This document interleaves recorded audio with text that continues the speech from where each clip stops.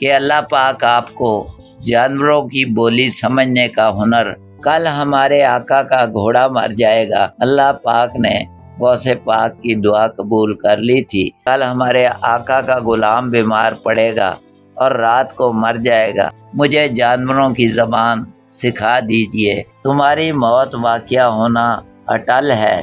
بہت سال پہلے کی بات ہے، مصر کے ایک گاؤں میں ایک غریب آدمی رہتا تھا، اس کا نام سلیم تھا۔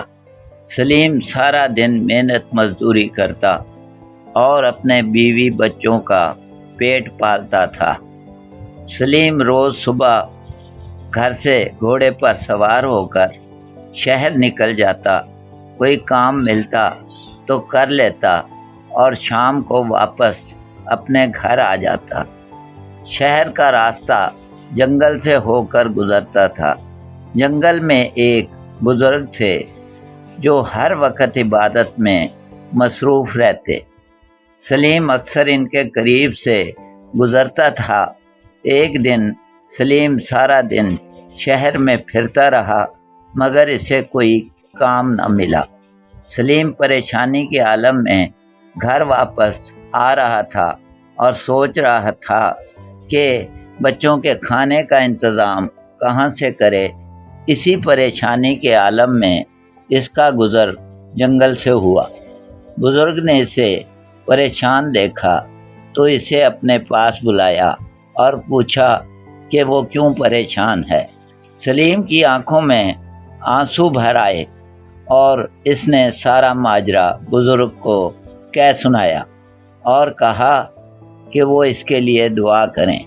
بزرگ نے سارا قصہ سنا تو کہا تم بغداد چلے جاؤ، وہاں پیروں کے پیر غوث اعظم ہیں، ان کے پاس جا کے دعا کی درخواست کرو۔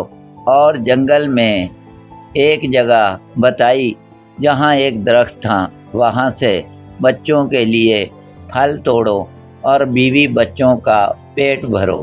سلیم بزرگ کی بات سن کر بہت خوش ہوا، درخت سے پھل توڑے، گھر آ گیا، بیوی کو سارا ماجرا کہہ سنایا۔ بیوی نے کہا تم غوث اعظم کے پاس جاؤ اور ان کے سامنے عرض کرو، وہ اللہ پاک سے دعا کریں گے کہ اللہ پاک آپ کو جانوروں کی بولی سمجھنے کا ہنر عطا فرمائیں۔ سلیم کو بیوی کی بات بہت پسند آئی۔ اگلی صبح اس نے سفر کا آغاز کیا اور بغداد کی طرف روانہ ہو گیا۔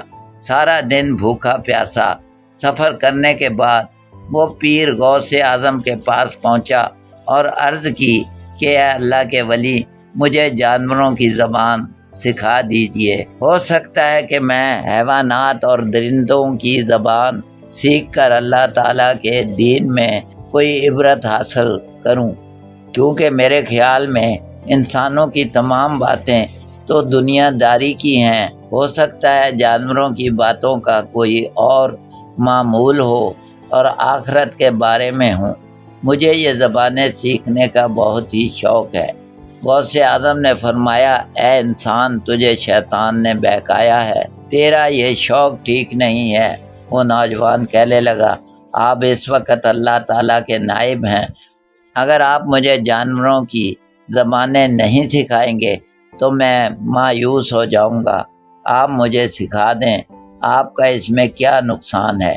جب اس نوجوان نے بے حد اصرار کیا تو غوث اعظم نے اللہ تعالیٰ کی بارگاہ سے رجوع کیا، اس کے لیے دعا کی اور کہا اپنے گھر جاؤ، اگر اللہ نے چاہا تو تمہاری مراد ضرور پوری ہوگی۔ سلیم نے رات غوث اعظم کی خدمت میں گزاری، صبح گھر کی طرف روانہ ہو گیا، شام کو گھر پہنچا۔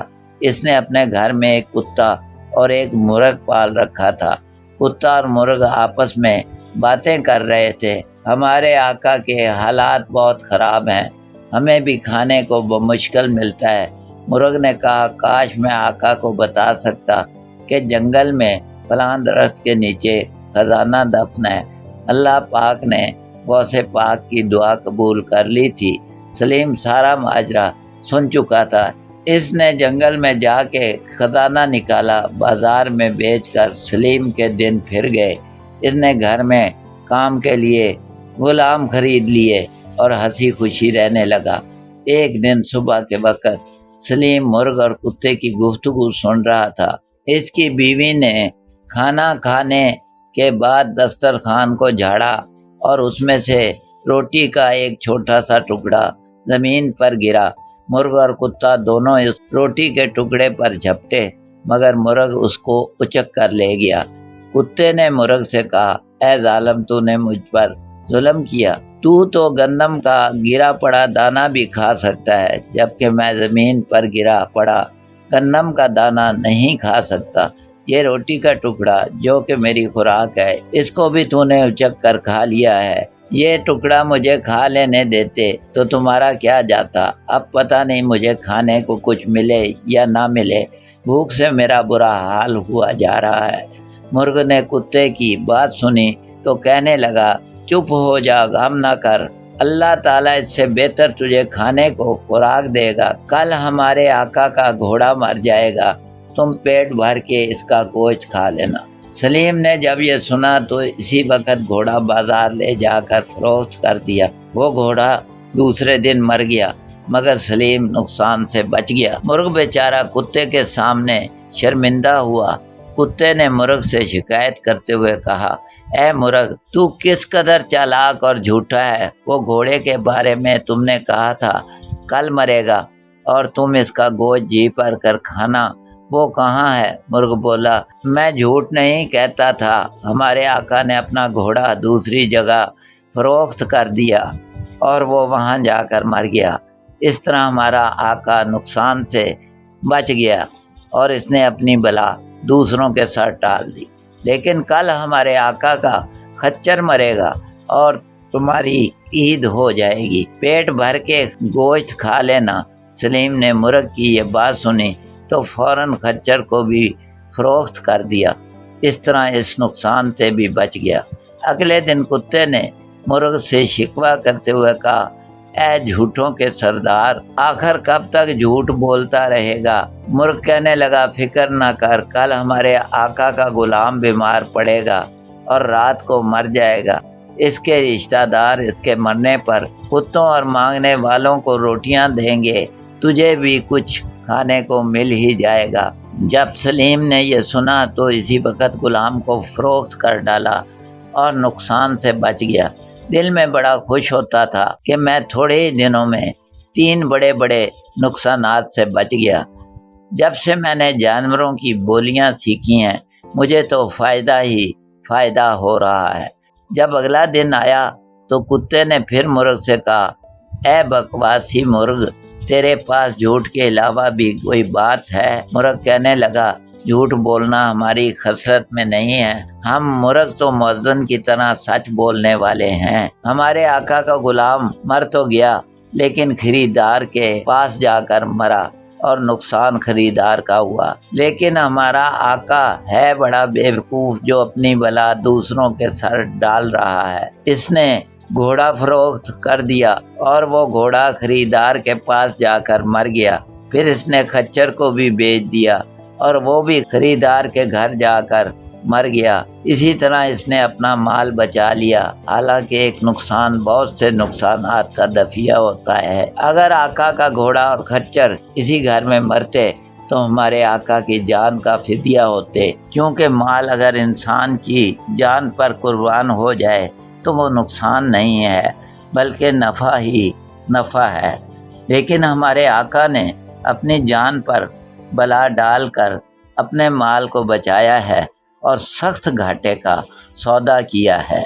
اب میں تمہیں ایک اور سچی بات بتاتا ہوں کہ کل کو یقیناً ہمارا آقا خود مر جائے گا اور اس کے غم میں جو لوگ اکٹھے ہوں گے، گھر والے ان کے لیے گائے ذبح کریں گے اور طرح طرح کے لذیذ کھانے پکائیں گے، اس میں تمہیں بھی بہت کچھ مل جائے گا۔ اس شخص نے جب یہ سنا تو انتہائی تیزی سے دوڑتا ہوا جنگل والے بزرگ کے پاس آیا، ان کو سارا قصہ سنایا۔ اس کے چہرے کی رنگت اڑی ہوئی تھی۔ کہنے لگا، اے اللہ کے ولی، میری مدد فرمائیں، بے شک مجھ سے غلطی ہو گئی جو میں نے جانوروں کی بولیاں سیکھنے پر اصرار کیا، میں آپ سے معافی چاہتا ہوں، مگر موت کے منہ میں جانے سے بچا لیں۔ بزرگ نے اس شخص کی یہ حالت دیکھی اور کہا، بے وقوف، اب یہ بات بڑی دشوار ہے، کیونکہ آئی ہوئی قضا کبھی ٹل نہیں سکتی۔ میں نے تو اس قضا کو اسی دن دیکھ لیا تھا جو تجھ پر آج ظاہر ہوئی ہے، لہٰذا اب کچھ نہیں ہو سکتا، تمہاری موت واقع ہونا اٹل ہے۔ چنانچہ اگلے دن اس شخص کا انتقال ہو گیا۔